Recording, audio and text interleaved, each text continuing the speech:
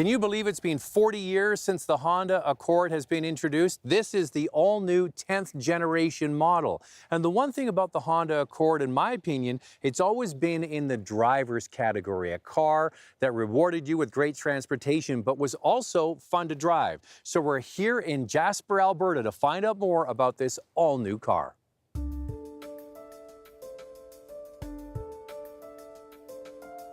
This latest 10th generation Honda Accord has a unique style to it, almost domestic looking.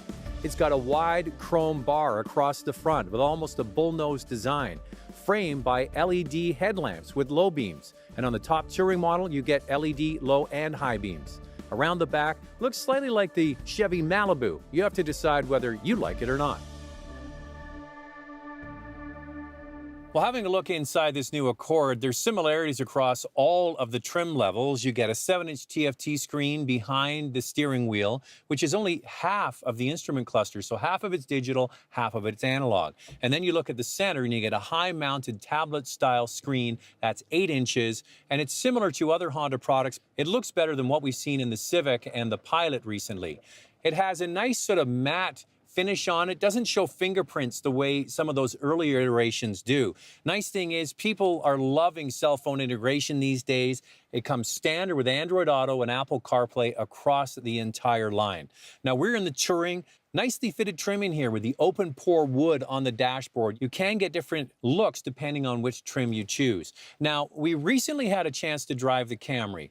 Not available with a heated steering wheel, you can get that with this car. Not available with heated rear seats, you can get that with this car. You also get ventilated seats on this top model, and you get a conductive charging pad in the center to charge your phone wirelessly. So all in all, it's very nice looking. It's upscale. It looks more upscale than the Civic, which it should, and it drives better too. Let's do that now.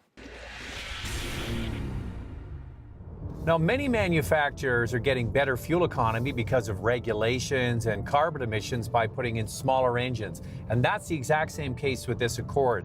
It's using a similar engine to the CR-V. So gone is a 2.4-liter four-cylinder. Now it's just a 1.5-liter turbocharged engine. And the difference between the CR-V and this Accord is this has the added variable valve timing, which makes a difference. And when the Accord went to the very first continuously variable transmission in the previous generation, it had mixed results. Yes, it gave better fuel economy, but it was a bit rough and ready. Now the combination of this 1.5-liter turbo and the continuously variable transmission is like velvet. And the output is very good. 192 horsepower, 192 pound-feet of torque, and all that torque comes on at just 1,500 RPM. So I challenge anybody to drive this and have a complaint about everyday usability. It feels like a much more upmarket car than you're paying for.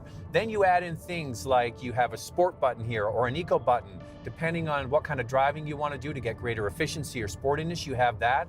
You've got fluid-filled dampers to give you a smooth ride. And you have a variable steering ratio. So on center, you have a little bit of an input. And then as you curve into the corners, it changes the ratio of the steering. So it all comes together with a stiffer and lighter platform to provide a car that is definitely more polished than ever. I had an Accord 20 years ago, and if you had taken me out of that car and put me into this car, you'd think you're flying in a spaceship. It's that good. Are there any criticisms? Well, yes, this still has a continuously variable transmission, and it does show itself when you go full acceleration. You have that droning effect of the CVT, and then the engine catches up. So really, under those circumstances, you can tell there's a CVT at play. When you put the sport button on, it amplifies this artificial sporty sound into the cabin through the speakers. And to me, it really doesn't sound sporty. It just kind of drones. And when you switch it off, it quiets down and it's noticeable. So that's something that's just a bit gimmicky. Well, it's interesting to see the pricing of this car going up. Now, it's in lockstep with what Toyota's doing with its Camry, and these are the direct competitors, so there's no surprise there.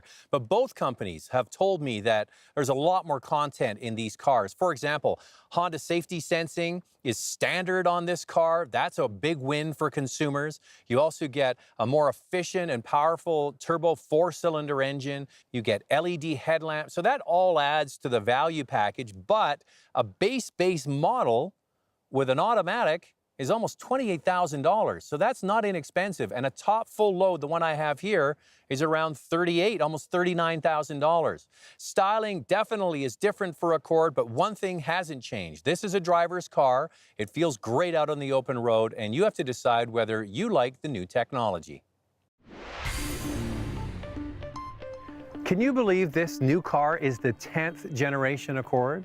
No, Zach, because I'm not as old as you are. You know what's interesting? If you look at the current Civic, the car you can go and buy today, it's actually bigger than the original Accord was. Well, that's what manufacturers seem to be doing. They're making cars bigger and bigger. We've got the Civic, the Accord, and they bring in something even smaller like the Fit. Well, this Accord, according to me anyway, is the best one yet.